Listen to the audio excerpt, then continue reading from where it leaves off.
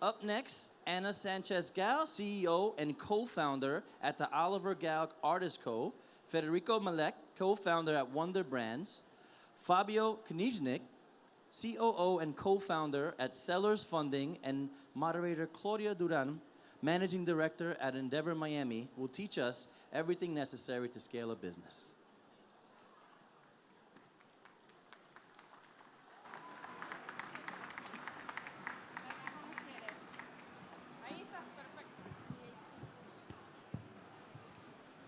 All right.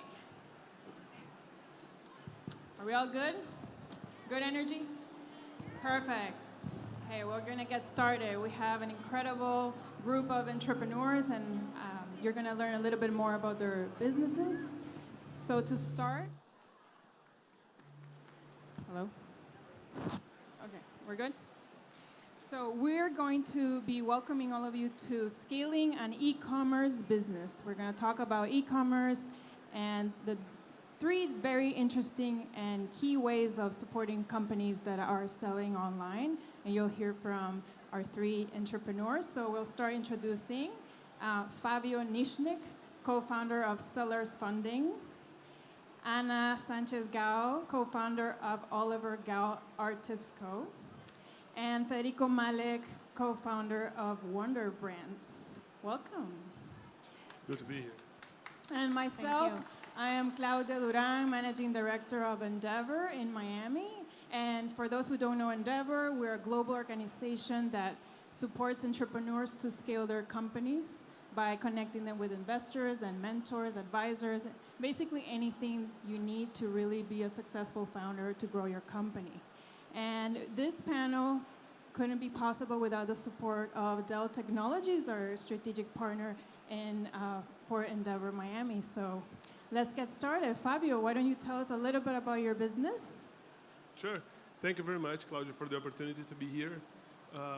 SellersFunding is a financial platform that provides working capital, digital wallets, payments, and analytic solutions to e-commerce merchants to help them scale their businesses and achieve their full potential. So we work with companies in the US, Canada, UK, and Europe. Thank you. Anna?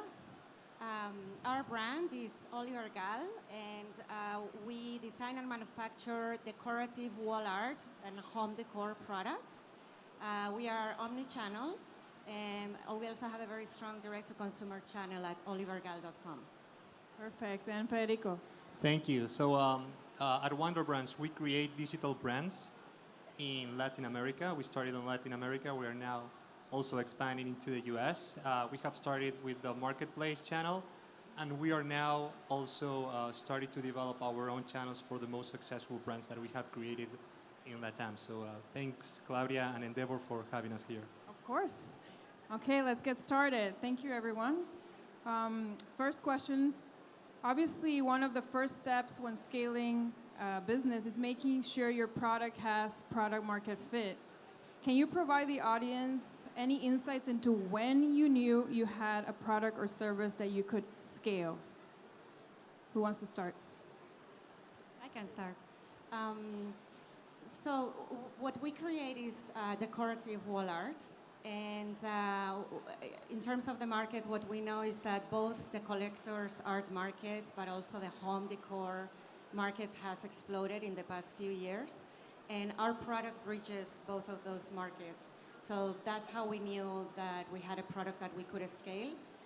We also, when we launched, we had very little marketing spend and very big demand. So we knew that if we gave a bigger push to our marketing initiatives, we could have we could have a bigger market for our product. And please check olivergal.com. They have beautiful art and beautiful pieces. Thank you. Of course, Fabio or Federico? Well, yes, we are constantly testing our product market fit for every of the digital brands that we create. I think that for the first time in history, we can actually build brands bottom up instead of top down, starting with the consumer. We have so much data about the consumers right now that we can actually use that to build what the consumer is actually looking for. And the current marketplaces and the online channels, we believe that they have democratized the online sales so much that we could actually develop physical products the same way that we developed digital products, on a very gradual and iterative way, you know, and that's something very interesting if you think about it, because you can have a very lean approach to digital, to physical product creation that you never had before. So that's we have built this entire platform to constantly be testing this product market fit for each of our digital brands. Okay, great, thank you. And Fabio? Yeah, and for us, right when we started, the first clients were just sending PDFs out to see if we would get applications for working capital. And there's a huge demand for capital because it's a capital-intensive business, e-commerce. And then we just saw that there were applications coming in, and we started to invest in technology. I think, as Federico said, our mentality was always like an MVP, so let's test it out things because we have data, we have clients. And then we just kept developing our product on top of this and started to offer different services, and the services that the clients would actually use were the ones that we would keep investing. So that's how we knew that there was a market fit for our services. Okay. And so Fabio, you lend to e-commerce businesses. Anna, you run a DTC e-commerce business, and Federico, you roll up e-commerce businesses. Tell us some of the unique challenges that you faced in this space, since it's such a vast e-commerce space, and then any innovations that you're currently seeing. Yeah, I was going to say that as I think e-commerce is still in its early phases, it's just going to keep growing, and as it grows, I think there are a lot of challenges. From moving your brand, some people start on Amazon, then moving them to become multi-channel, selling and expanding globally, because now you have the opportunity. You don't need to have like a physical place in all the countries and other regions to expand your product.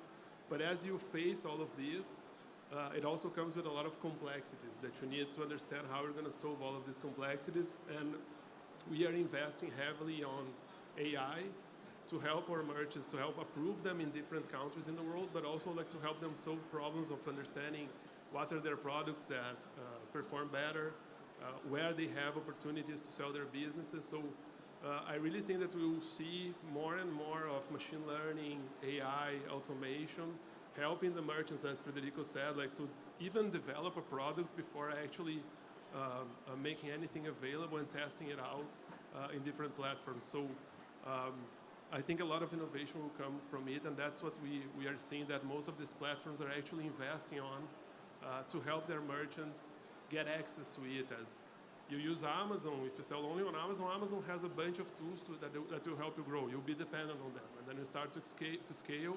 The other platforms are also starting to invest and even open like their app marketplaces for other providers to offer their solutions to help the merchants grow. And when you say platforms, which platforms are you referring to, apart from Amazon? Yeah, so I think there is Shopify, that's one that's obviously there. Then you have, I think as companies start to scale more, we are increasingly seeing Walmart getting into the space with Amazon, starting to offer more services like fulfillment services and a better experience for the merchants in their dashboard, in their relationship with Walmart. And then you have, like, I think as merchants start to scale, BigCommerce, Magento, and other of these sales channels that are constantly growing. Okay, great, thank you. Anna, tell us about your... Yeah, so in terms of challenges, recently with the disappearance of the third-party cookies, advertising has become really expensive. So the way that we are reinvesting that is into experiences for our customers where we can gather first-party data. So personalized initiatives and just providing a better experience for our customers so that they will enjoy coming to the site and interacting with us, giving us their information.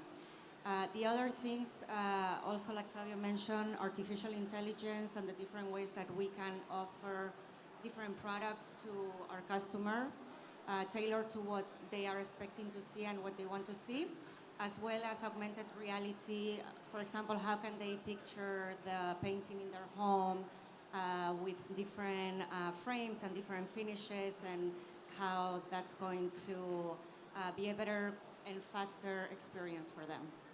And then the shipping, that is also very And then important. fast shipping, we're working on expanding the number of products that we can ship next day or same day to our customers. Great. Ready? Well, a lot of challenges for us. I would say like there are like two main challenges that we see. The first one is a macro challenge. We've seen with the pandemic a huge jump on the e-commerce penetration, that it's now slowing down. We're seeing like a shift of consumption from online products to other type of experiences, like traveling, like, I don't know, people want to go to the theater. So we don't know where the kind of like the e-commerce penetration is going to stabilize at. But we are true believers that the last 2 years were like really, really important and it really implied a significant jump on the penetration of online consumption. And I would say like internally, one of the main challenges that we have is we do not want to depend on only one channel as marketplaces. So the main challenge that we see with our brands is, when do we consider a brand that is to be mature enough to invest in their D2C, in their direct-to-consumer channel? Because it implies a leap of faith, and it implies a lot of investment from our side to start developing traffic and organic traffic and paid traffic to position this brand. So that's kind of like the main challenges that we see right now. Okay, and talking about all these different channels, are there any that you truly believe that are helping businesses grow, like smaller businesses? Any of these platforms? I think for my industry in particular, for consumer goods products, especially for home decor, there are 3 or 4 big players in the US, and I would say Amazon is probably the one that is growing the fastest for us at the moment, aside from the direct-to-consumer business. And if you're a small business, where do you start? Which platform do you recommend? Do you have to be in several? Do you start with one? I would say from the experience that we have that most of our clients start with Amazon. Everything is there. The clients are there already, so I think it's easier to test your product, to have the audience there.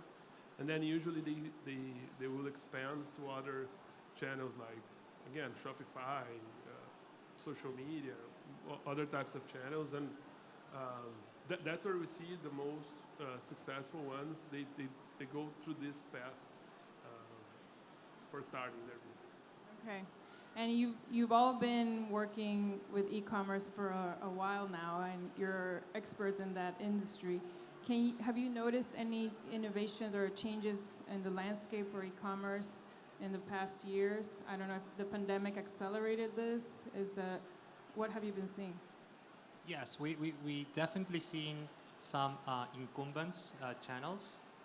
Social commerce is growing very, very fast. I would say like, if I had to bet on one channel, I would definitely bet on social commerce. Quick commerce is also doing really, really good. We've seen an innovation, mainly in Asia, that has to do with like streamlined shopping, like streaming shopping, that is doing really, really good. And I believe that anything that can actually build more experiences during the shopping process, it's definitely going to become an innovation in the industry, and it's going to start gaining some traction. Are you seeing anything? Yeah, I was going to say that probably 2 of the biggest changes are here, like Federico having a lot of brands, and aggregators came into the space also and brought a lot of capital into the space. Aggregators are companies that buy brands, and roll them up into one big brand, like Procter and Gamble, for example, but to online businesses. And that's something that really is like changing a lot of the dynamics in the market. And direct-to-consumer brands also, which is like the merchants like owning their relationship with their clients, which of course there's a gigantic benefit to all of that.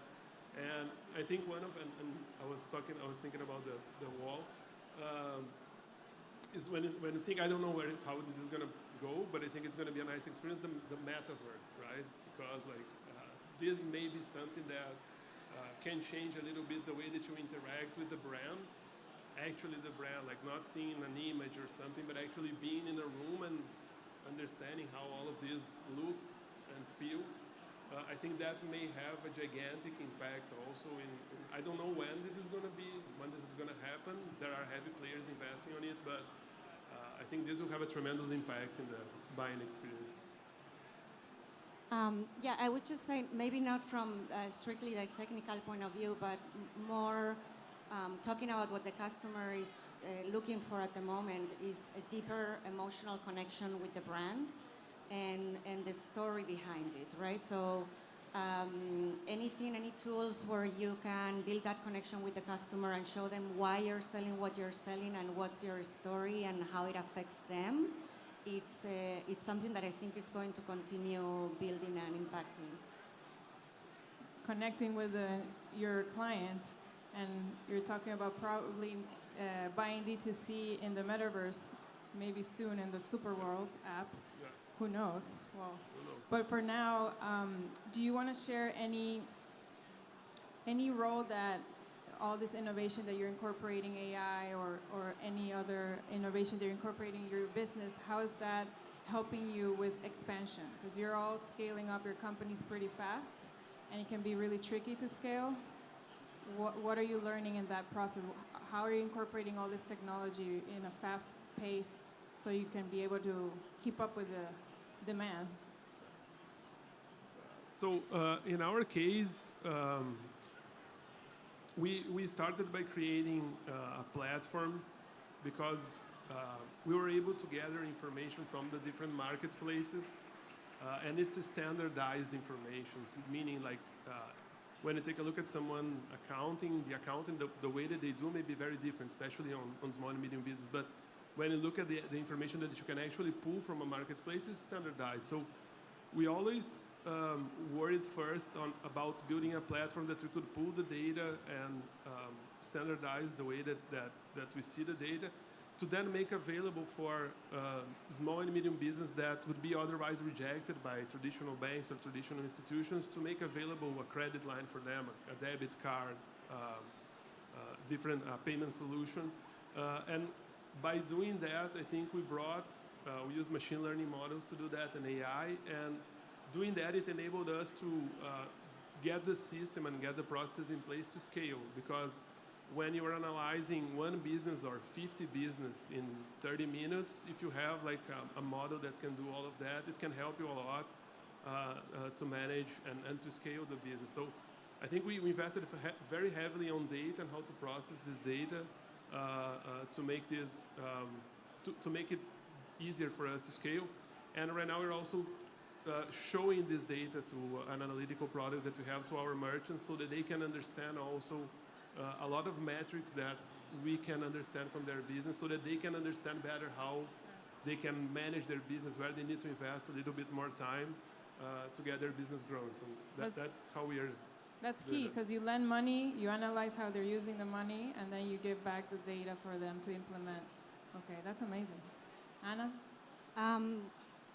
So I think it's very easy to fall in the pitfall of what is everyone doing, and I need to have that tool ASAP as well, and I need to put my team focused on that now. I would say that a better approach for us has been to really understand where are the pain points for our customer and the challenges that they have understanding our product, and then investing in those tools that can allow us to make the bigger impact with the smaller effort. And then just build a roadmap from there, and slowly and in a very focused way to implement those tools. Okay, great.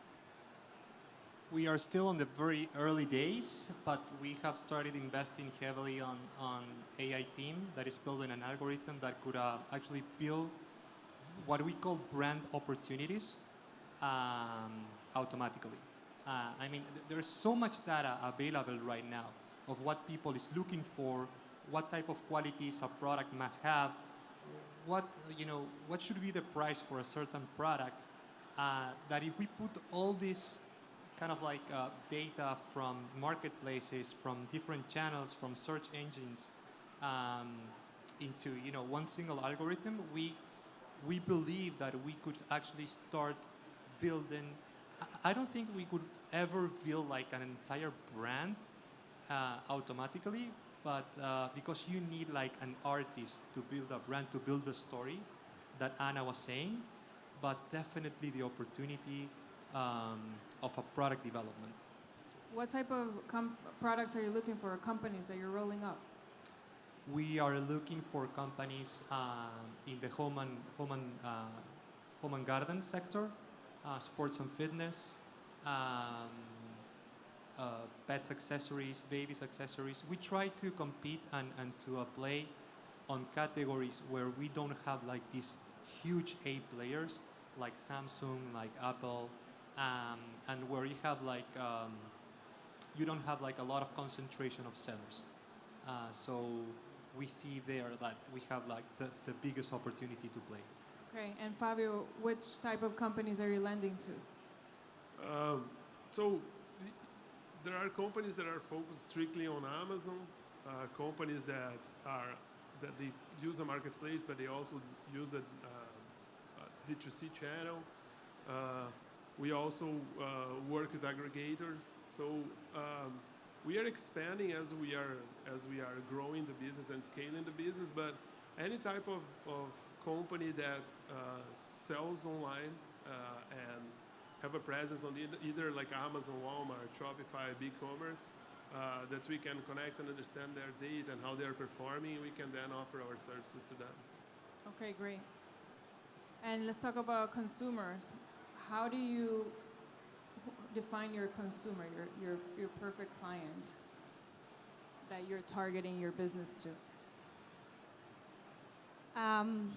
Well, perfect. I don't know that there is a perfect No, not consumer, perfect. but so I would say one thing on that note, that lately we've shifted our strategy a little bit to not try to target to everybody, and and we don't target anymore to who our competitors target, which is what we used to do before, and it was just a war on price, and it just didn't work. So now what we're finding is that because we have so much data about our customer after a few years now, we can really target a specific customer, and we go beyond the normal demographic of just age and acquisitive power and gender.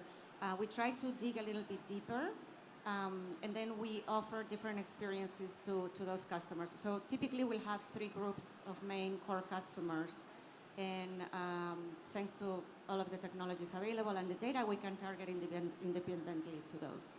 So it's incredible how technology and data now play a key role in scaling your companies, because now you can really focus on targeting your clients. Okay. Yeah, especially the data. Yeah, the data? Okay. And at what point in your business did you feel that, okay, now I need the data to be able to go the next mile? Was it all the time, or is it like now you're... Yeah, I think all the time, but what nowadays, because we have so much more data and we've tested and tried small initiatives, we can also be more effective with our budgets. And also because technology is so good too, right? So you have different ways of slicing the data that are not expensive.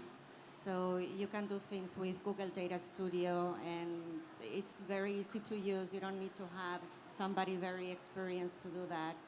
And then also focusing in not having too much data, because then you can also get into... if you have somebody very analytical, you can get into a hole where you keep digging and digging. Okay. Do you want to talk a little bit more about data? Yeah, I was just going to say that every time that we start a project that involves AI, the first thing is like, what is the question, right, that you're trying to answer, or else, as Ana said, like you just keep looping around the problem.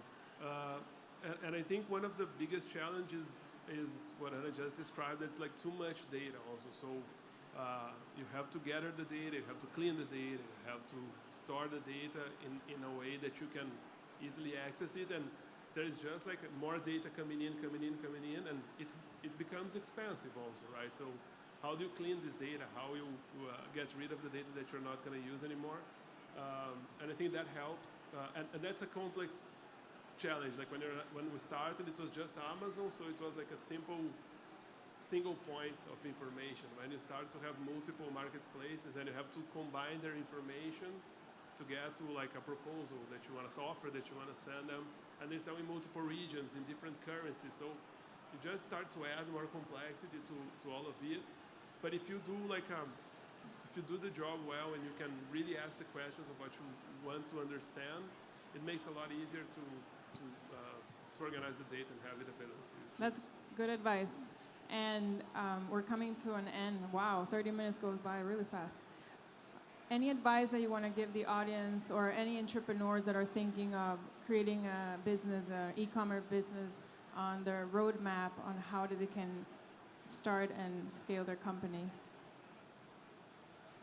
Start. Don't be shy. So I'm going to start. I just think that the advice is like first, I think you need to find a niche to test products and choose a category, choose like some products, and then like I would go to where the clients already are, like as Amazon, and start to test it over there. And once you see that there is market fit, then you start to scale your business and use, then expand the other channels as you see that this is going well. And plan ahead, because what I think a lot of what we see in a lot of our clients and interactions that we have with them is that there is a capital piece that it's pretty important also, because like as you grow, and especially like if you go to Amazon, as Amazon's algorithm pick your product, your sales can start to increase from 2-3 units a day to 30 units a day, 100 units a day in like 7 days. So you need to be ready, because if you're not, then you're going to run out of inventory. The algorithm that Amazon uses will put your brand all the way down, and you will have to spend a lot to rebuild all of that. So and be optimistic. I think like if you are an entrepreneur, you have to be optimistic, and you have to believe when a lot of people will tell you that it's not going to work. You have to keep going. So we're all optimists, I would say. Great advice. Thank you, Ana. I think what's very important also is to be original, and again, be aware of the competition and what's out there, but not to be very obsessed. You know, if they do this thing, you have to drop everything and just do the same thing they're doing, and really understand your customer and what is passionate, what moves them, what are they passionate about, and is that something that you can offer to them?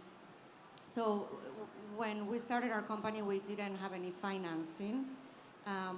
So we started everything from scratch, and we started testing and testing. So making a small test and seeing what works, and then just pivot quickly to offer more of that.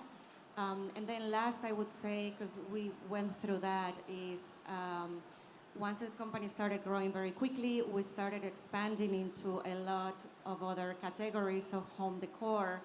And that was a very expensive test for us. So be careful with those type of things, but innovate and continue trying to see what moves your customer.